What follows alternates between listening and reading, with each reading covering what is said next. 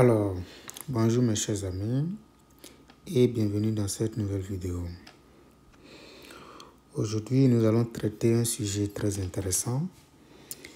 Il s'agit d'étudier une fonction rationnelle et également de construire sa courbe représentative dans un repère donné. Donc, comme vous le voyez déjà, c'est un baccalauréat, d'accord, série C, d'accord, France 1980. Donc, ça peut aider beaucoup de personnes, ceux qui veulent passer par exemple des concours. Ça peut même aider au collège, tous ceux qui ont appris à étudier les fonctions. Donc, vraiment, bienvenue dans cette vidéo. Et allons-y. Donc, la toute première question, il s'agit d'étudier d'abord les variations de la fonction. D'accord? Et puis après, regarder les branches infinies. Et puis, c'est la construction qui vient après. Donc, pour étudier les variations d'une fonction, il faut commencer par regarder le domaine sur lequel vous allez l'étudier. Donc, ça s'appelle le domaine de définition. Domaine de définition. Après, d'accord, il faut regarder, disons, le domaine de continuité. D'accord, domaine de continuité.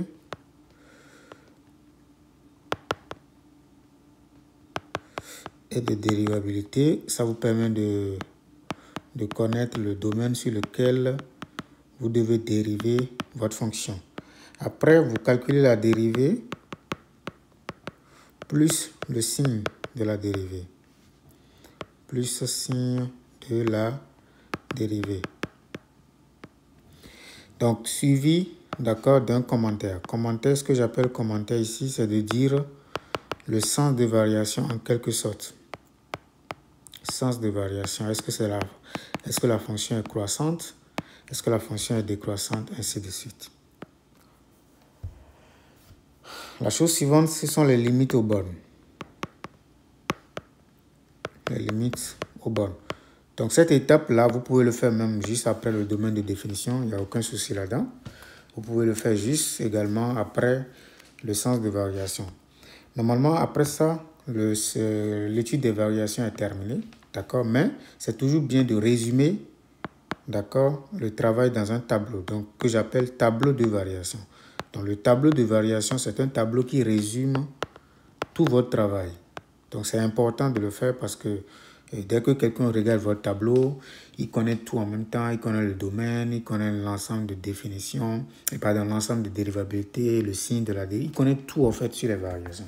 Donc, c'est très bien de résumer votre travail dans un tableau qu'on appelle tableau de variation. Donc, c'est ce que nous allons faire maintenant avec notre fonction, la fonction qui est donnée.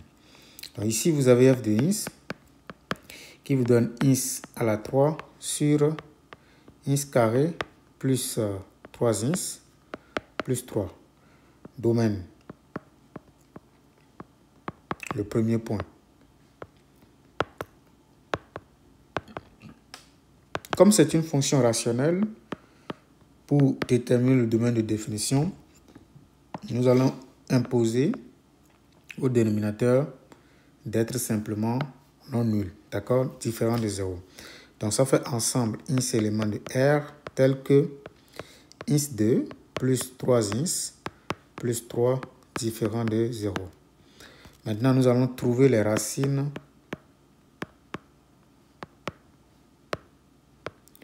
Trouvons les racines de ins carré plus 3 ins plus 3. D'accord? Parce que l'objectif, c'est d'exclure les racines, d'accord, dans R. C'est tout. D'accord? Ok. Donc, pour trouver les racines, qu'est-ce que je vais faire? Je vais calculer le discriminant delta. Delta, c'est b carré moins 4ac avec a égale à 1, c'est-à-dire le coefficient que vous voyez là. B égale à 3, ce coefficient-là. C également égale à 3. Donc, dès que je calcule ce discriminant, j'obtiens 9 moins 4 fois 1 fois 3. Ce qui fait 9 moins 12. D'accord? Qui vaut exactement moins 3. Ça, c'est le discriminant. Le discriminant est strictement inférieur à 0. Par conséquent, l'équation n'a pas, et le polynôme, pardon, ins au carré plus 3 ins plus 3 n'a pas de racine réelle. N'a pas de racine réelle. Par conséquent, on ne va rien priver du tout, c'est-à-dire que le domaine, ça fait R privé de rien, d'accord? Donc, comme c'est rien, on efface tout simplement, ça fait R. Parce qu'on ne va rien exclure en fait, parce qu'il n'y a pas de racine, d'accord? Normalement, on devrait exclure les racines, mais il n'y a pas de racine, donc on n'exclut rien. Donc, ça fait R tout simplement. Mais puisque c'est une fonction rationnelle, les fonctions rationnelles sont tellement gentilles. Donc, je recopie encore une fois la fonction ici, c'est ins au cube sur ins carré plus 3 ins plus 3. Les fonctions rationnelles sont très gentilles. D'accord? Ce sont des fonctions qui sont continues et dérivables sur leur ensemble de définitions. D'accord? Donc, on va simplement dire que f est continue et dérivable sur R, c'est-à-dire l'ensemble de définitions qu'on vient de trouver là, comme fonction rationnelle. C'est tout. Les fonctions rationnelles sont continues et dérivables sur leur ensemble de définitions. D'accord? Très important. Maintenant, nous allons passer à la dérivée. Sorry. D'accord? Donc, il faut que j'efface. Bon, ça ne s'efface pas. On continue. Donc, ça. Donc, on continue. Ici, je passe maintenant à la dérivée. Donc, quel que soit le ins élément de R, j'écris d'abord f de ins ici, encore une fois, pour que tout le monde regarde.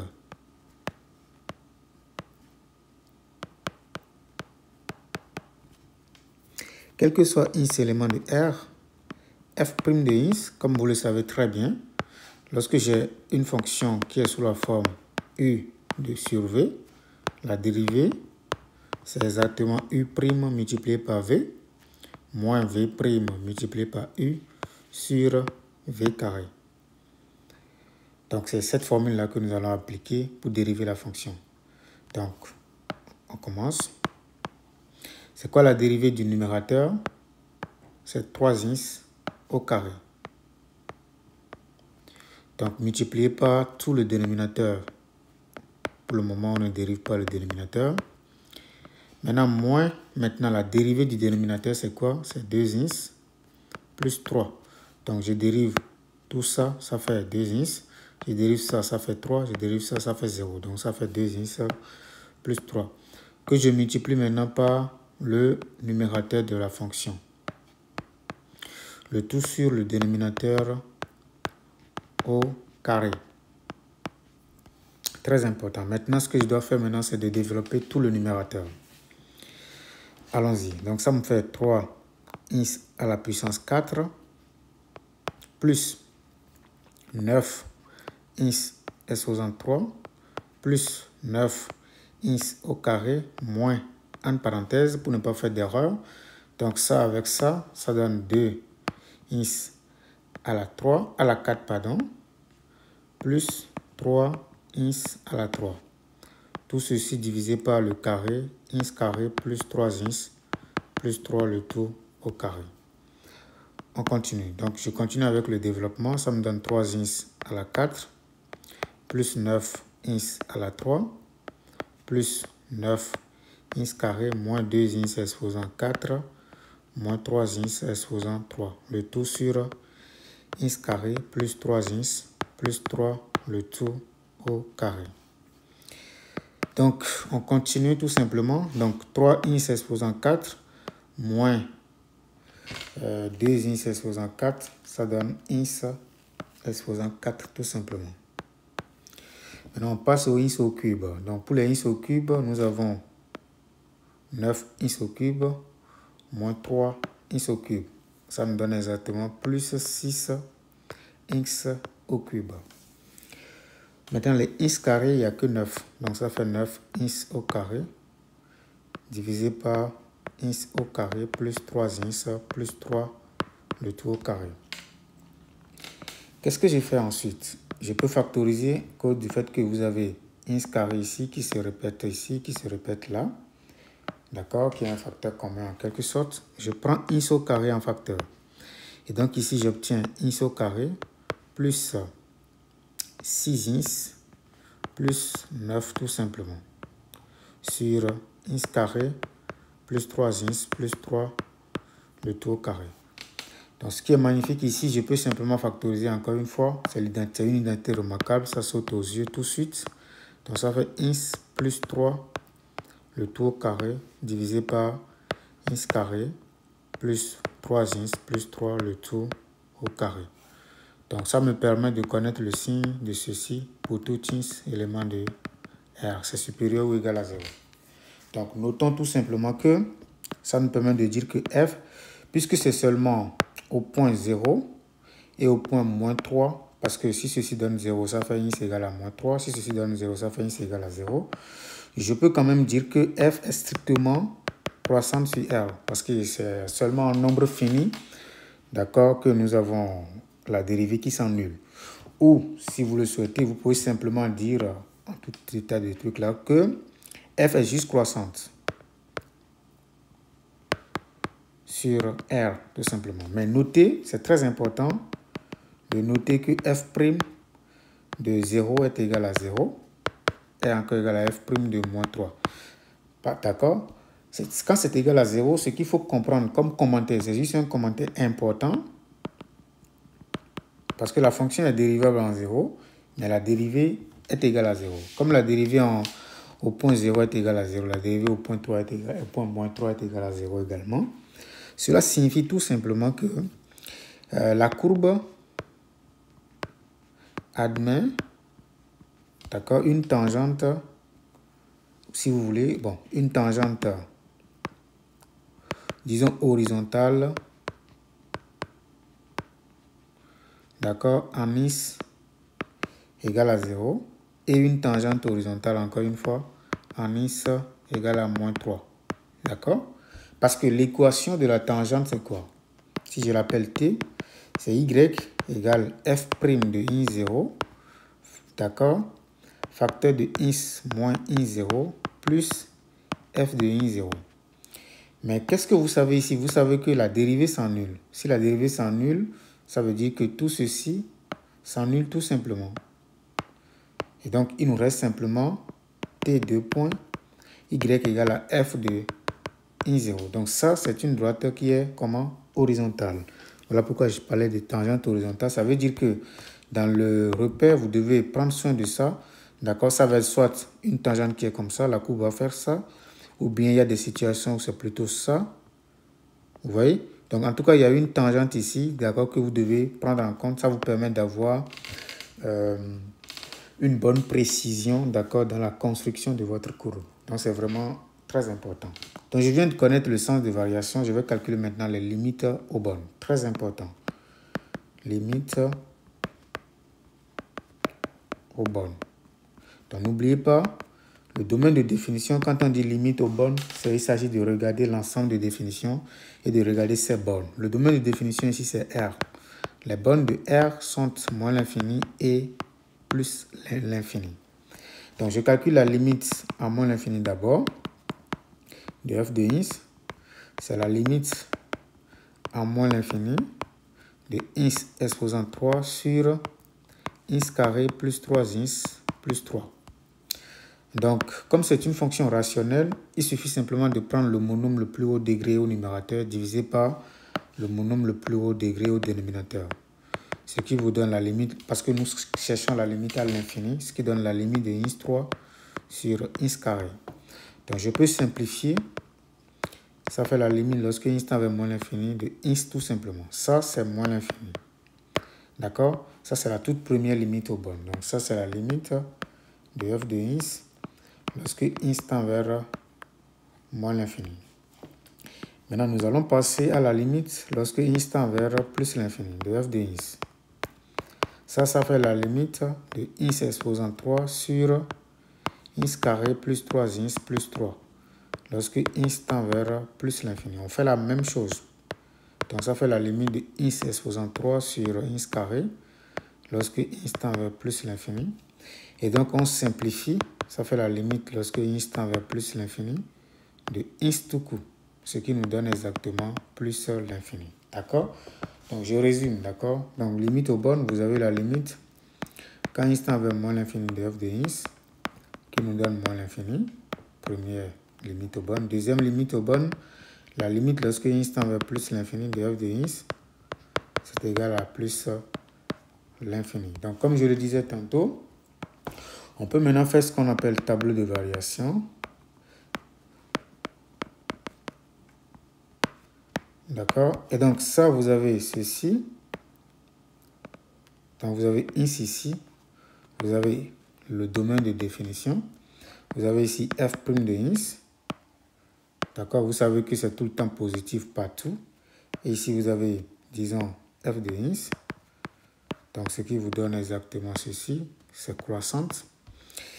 Les limites à moins l'infini, vous le placez ici, ça fait moins l'infini. La limite en plus l'infini, vous avez ça. Ceux qui le souhaitent, vous pouvez placer également les points critiques de tout à l'heure, c'est-à-dire le 0 et le moins 3. Ça vous permettra de ne pas les oublier, par exemple. Mais ce qui est magnifique là-dedans, c'est que ça ne change rien. Vous avez 0 ici, ici également 0, vous avez plus. Et puis, ça ne change rien, quoi. Vous pouvez mettre tout ce que vous voulez.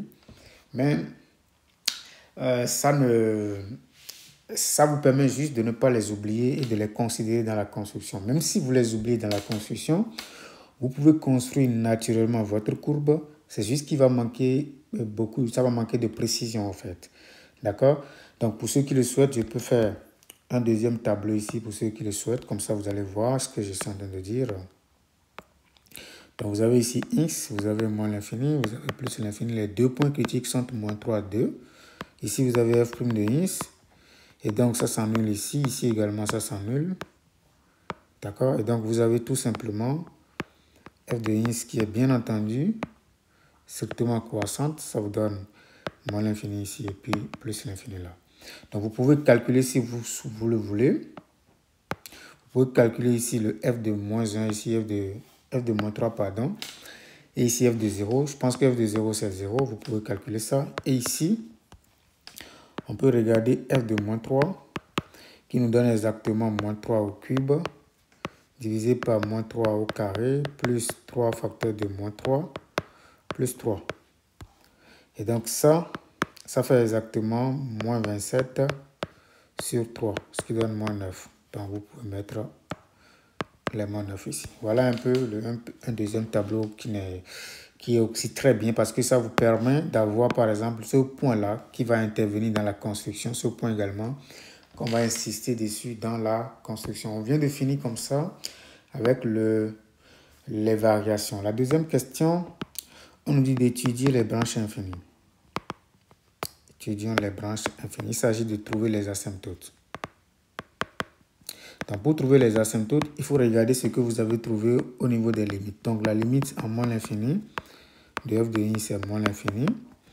La limite en plus l'infini, quand ins tend vers plus l'infini de f de ins, c'est également plus l'infini. Donc, qu'est-ce qui va se passer maintenant? On se concentre au maximum. Ce qui va se passer ici maintenant, on peut, par exemple, essayer de regarder la limite de f de ins sur ins. D'accord? Mais je vous assure que dans le cas des fonctions rationnelles, il y a une méthode beaucoup plus gentille que ça. Ça signifie quoi? Vous avez f de ins qui est égal à ins au cube sur ins carré plus 3 ins plus 3. Ce qu'il faut faire, comme le degré du numérateur est plus grand que le degré du dénominateur, vous allez simplement faire ce qu'on appelle la division euclidienne. La division euclidienne, ça va faire ins 3 divisé par ins 2 plus 3 ins plus 3, tout simplement. Donc, je fais la division. Je prends d'abord ceci avec ça. Ça me donne x. D'accord. Puis, je fais la multiplication naturellement. Ça fait moins ins 3. Maintenant, on fait ceci fois ça. Ça fait 3 ins carré. On l'envoie de ce côté. Ça fait moins 3 ins carré. D'accord. Maintenant, ins fois 3. Ça fait 3 ins, ce qui fait moins 3 ins. Si je fais la somme, ça nous permet d'avoir exactement moins 3 ins au carré, moins 3 ins. Je continue avec la division, ça fait moins 3. D'accord, donc ça fait plus 3 ins carré. Maintenant, moins 3 fois ça, ça fait moins 9 ins, ce qui fait plus 9 ins. Maintenant, moins 9, ça fait plus 9. Et donc, je fais la soustraction, la somme, pardon. Et donc, ici, j'obtiens quoi? Ceci avec ça, ça donne plus 6 ins, plus 9 tout simplement. Désormais, j'obtiens simplement que ins au cube en réalité, c'est égal à ins moins 3, facteur de ins carré plus 3 ins, plus 9, plus maintenant le reste, qui n'est rien d'autre que 6 ins plus 9. Donc, in fine, qu'est-ce que j'obtiens avec le f de ins? F de ins, ça fait exactement ins moins 3, facteur de ins carré plus 3 ins, plus 9, plus 6 ins plus 9, sur ins carré plus 3 ins plus 3. D'accord? Donc ici, c'est 3. Donc, je peux maintenant dispatcher le dénominateur en écrivant que ça fait ins moins 3, facteur de ins carré plus 3 ins plus 3, le tout sur ins carré plus 3 ins plus 3, plus maintenant 6 ins plus 9 sur ins carré plus 3 ins plus 3. Donc, si je divise, si je simplifie, j'obtiens exactement ins moins 3 plus 6 ins plus 9 sur ins carré plus 3 ins plus 3. Donc, ce qui est magnifique dans ça, c'est que cette limite-là, lorsque ins tend vers moins l'infini, ça donne 0. Par conséquent, cette droite-là représente une asymptote au voisinage de moins l'infini. La même remarque, la limite en plus l'infini de tout ça, ça vous donne également 0. Par conséquent, la droite-là est également une asymptote, d'accord, quand on tend vers plus l'infini. Donc ici, qu'est-ce qu'on remarque? On remarque que la limite, lorsque ins tend vers moins l'infini de f de ins, moins, entre parenthèses, ins moins 3 est égal à 0, parce que ça donne exactement ça. C'est pareil, la limite lorsque ins tend vers plus l'infini de f de ins, moins, entre parenthèses, ins moins 3 qui vaut 0. Par conséquent, la droite d'équation y égale à ins moins 3 est une asymptote à la courbe, d'accord, au voisinage de moins l'infini et de plus l'infini. C'est-à-dire, quand on tend vers moins l'infini, d'accord, la courbe va être très proche de cette droite-là. Quand on tend vers plus l'infini, c'est la même chose. Maintenant, on passe maintenant à la question 3, qui est la construction. Pour construire la courbe, c'est toujours bien de comprendre un peu le comportement de votre courbe, c'est-à-dire position relative de la courbe avec son asymptote. Ça, c'est le premier point. Position relative de la courbe avec son asymptote. N'oubliez pas que f de ins, c'est égal à ins moins 3 plus 6 ins plus 9 sur ins carré plus 3 ins plus 3. Donc, quand je fais f de ins moins, entre parenthèses, ins moins 3, c'est exactement 6 ins plus 9 sur ins carré plus 3 ins plus 3. Donc, naturellement, le f de ins moins ins moins 3 va être inférieur à 0 si et seulement si 6 ins plus 9 sur ins carré plus 3 ins plus 3 va être plus petit que 0. C'est-à-dire que quoi? Puisque le dénominateur, vous le savez, ça ne s'annule pas, d'accord? C'est-à-dire que le discriminant de ceci est inférieur à 0, ça c'est au tout début. Ça veut dire que le signe de ceci, c'est exactement le signe de A. Donc c'est positif tout le temps. Ça veut dire que c'est 6 ins plus 9 qui est plus petit que 0. Et donc que 6 ins est plus petit que moins 9. Donc équivaut à ins plus petit que moins 9 sur 6. Moins 9 sur 6, comme vous le savez très bien, c'est exactement moins 3 sur 2. Donc ça veut dire quoi?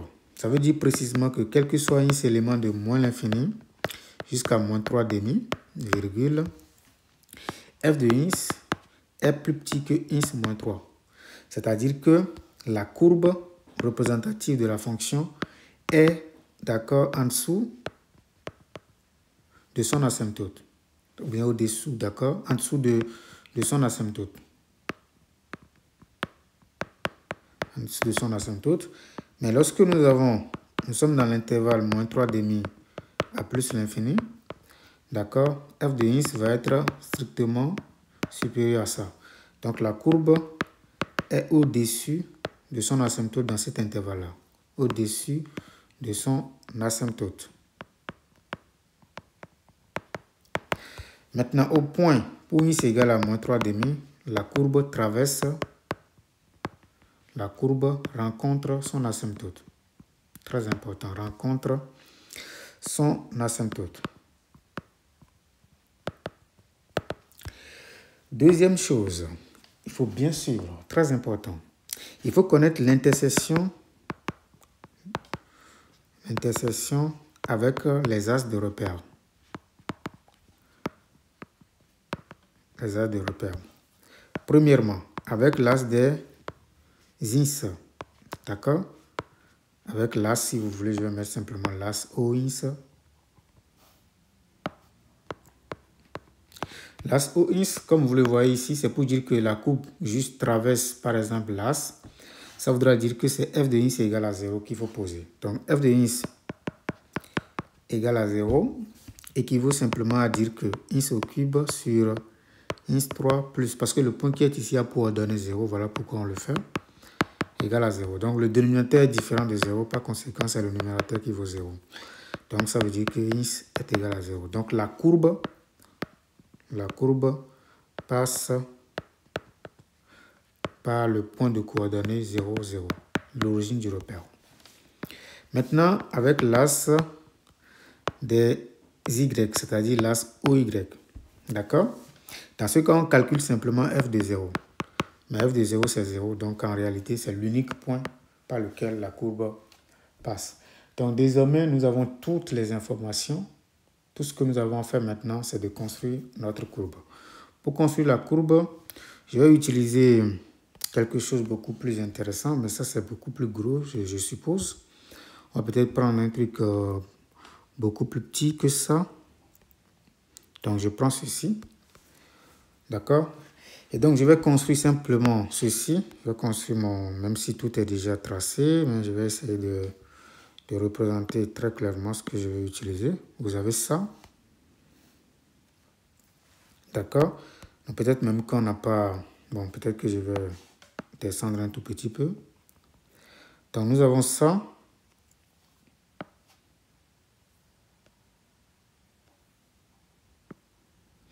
Donc, je vous montre maintenant comment vous allez construire votre courbe.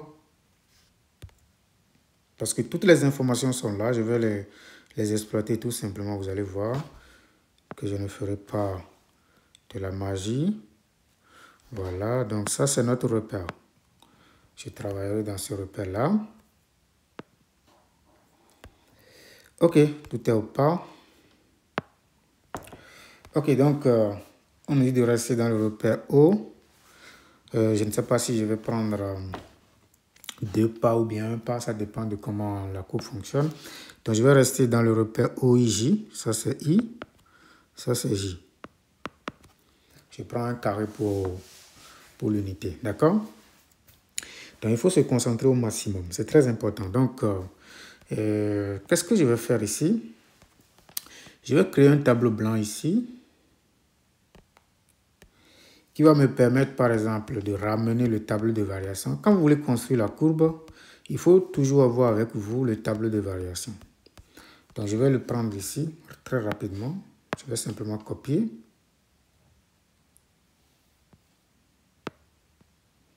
Donc, je le prends. Et puis, je vais essayer de coller ça ici, sur le tableau blanc ici, au tableau blanc ici, d'accord? Je le colle ici, tout simplement. C'est un tableau très riche qui nous donne beaucoup d'informations. Et n'oubliez pas, hein, nous avons des asymptotes et nous savons que avant moins 3,5, nous avons la courbe. Donc, il faut commencer par construire l'asymptote. L'asymptote, c'est y égale à x moins 3. Bon, vous savez déjà construire une droite, je suppose. Il suffit de faire une table de valeurs. Vous donnez une valeur à x. Vous calculez le y. Donc, vous aurez ici le premier point que j'appelle le point A. Après, vous avez le point B. Donc, si vous donnez, par exemple, x égale à 0, vous obtenez moins 3. Mais par contre, si vous donnez x égale à 3, vous obtenez 0. Donc, je vais construire rapidement les deux points là et je vais construire l'asymptote. Donc nous avons 0, moins 3. 0, moins 3, c'est quelque part ici. Donc peut-être qu'il faut utiliser une couleur. Maintenant, 3, 0, c'est ça ici, exactement. Donc je vais utiliser mon tracé pour construire exactement la droite passant par ces deux points là. C'est exactement notre asymptote. D'accord? Ok, donc concentrez-vous. Bon, ok, voilà, donc nous avons quelque chose comme ça. Ok, donc allons-y. Donc je construis. Ça, c'est notre asymptote. D'accord? Il ne faut pas l'oublier. Ça, c'est la droite d'équation y égale, disons, x moins 3. Donc, pour les asymptotes, vous pouvez essayer de marquer quelque chose. Vous pouvez faire ça, par exemple, pour signaler que ce sont des asymptotes. Donc, certains mettent deux flèches, d'accord, pour signaler qu'il s'agit des asymptotes. D'accord? Donc, j'obtiens ça. C'est juste pour signaler que vous avez des asymptotes qui sont là. Maintenant, n'oubliez pas, hein, il y a des points particuliers dont j'avais parlé, d'accord? Par exemple, au point 0, 0, nous avons une asymptote, une tangente horizontale. Donc, c'est exactement ça. Ça ne dépasse pas ça. Donc, ça, ce sont les tangentes. Je mets simplement une seule flèche. Donc, il va rester maintenant au point de coordonnées, c'est-à-dire en moins 3. Nous savons que l'image, c'est moins 9. Donc, j'essaie de faire les choses correctement. Donc, ça fait 3, 4, 5, 6, 7, 8, 9. Donc, nous sommes ici. D'accord? Donc, là, il faut bien... Donc, 9, c'est quelque part ici. D'accord? Donc, je reprends 3, 4, 5, 6, 7, 8, 9. C'est bon. Donc, mais l'image, ça, c'est le moins 3. Moins 3 et puis 9. Donc, moins 3, c'est quelque part ici. Donc, je représente ce point-là. C'est ici. Donc, nous avons également une tangente horizontale. Dans les tangentes, j'utilise ça. D'accord? Donc, après ça, qu'est-ce que nous savons? Donc, c'est une fonction qui est croissante sur R, mais en moins l'infini. D'accord? Si vous voulez, je vais compléter ma droite pour bien faire les choses. Donc, je prolonge tout simplement notre fameuse droite. Je fais ça. Ok, donc je fais ça. Donc, ok, c'est bon, tout est bon. Donc, on obtient ça. Donc, nous savons que dans le voisinage, donc très important ce que je vais faire maintenant, dans le voisinage de moins l'infini, la courbe, d'accord, est en dessous. Donc, la courbe commence à partir d'ici. Très proche de l'asymptote, parce que nous sommes dans le voisinage de moins l'infini. Donc, et puis, traverse maintenant ce point-là, passe par ce point, mais en respectant le fait que nous avons une tangente horizontale. Donc, je construis simplement ma courbe en faisant ça. Vous voyez? Donc, ici, vous avez une tangente ici. Il faut bien construire la tangente, c'est très important. D'accord? Donc, on reprend. Donc, vous avez ça.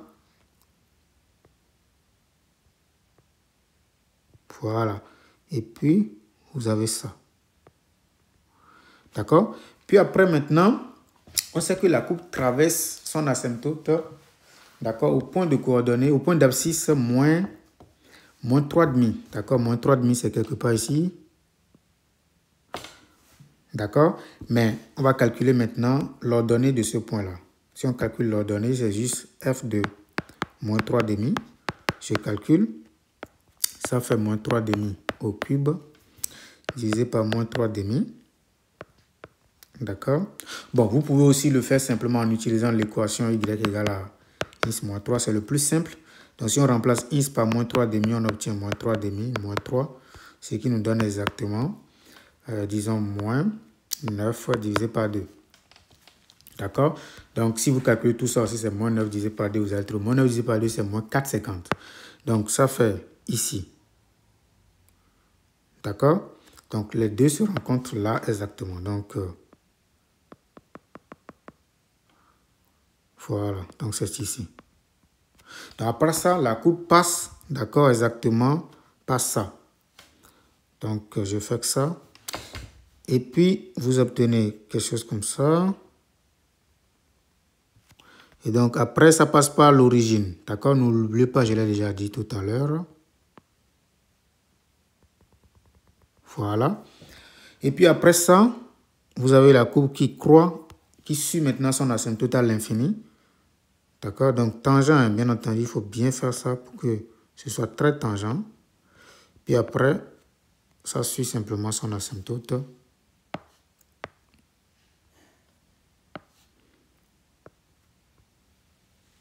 Donc, vous avez ça.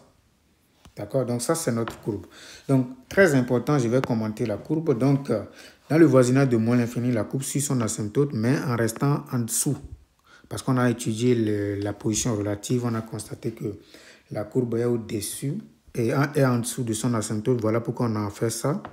D'accord? Mais après ça, d'accord, ça doit passer par ce point-là.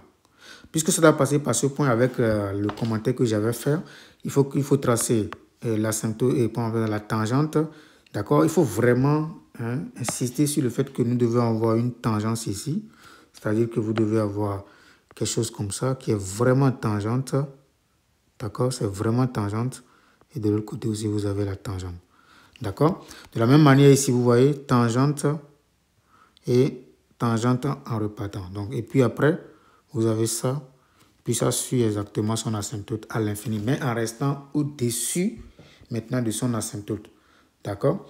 Donc, voilà à peu près ce qu'il faut faire. D'accord? Lorsque vous voulez construire des courbes. Et donc, pour ceux qui... Parce que je ne vois pas trop la tangente correctement ici, là. Ça m'énerve un tout petit peu. Il faut bien que je fasse quelque chose qui est vraiment tangente. Donc, je vais faire ça.